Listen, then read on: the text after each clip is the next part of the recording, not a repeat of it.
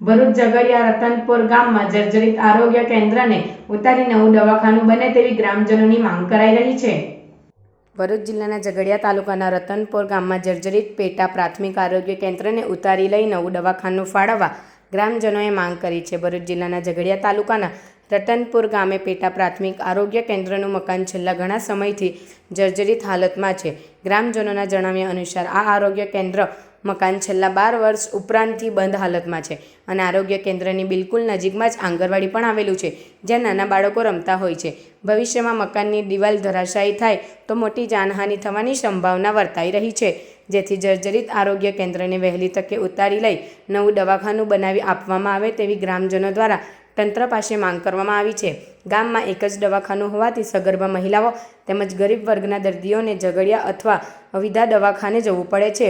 કોઈ દર્દીને તત્કાલ સારવારની જરૂર જણાય તો ખૂબ જ મુશ્કેલીનો સામનો કરવો પડે છે, જેથી ગામમાં નવું આરોગ્ય કેન્દ્ર બનાવવામાં આવે તેવી માંગ ઉઠવા પામી છે।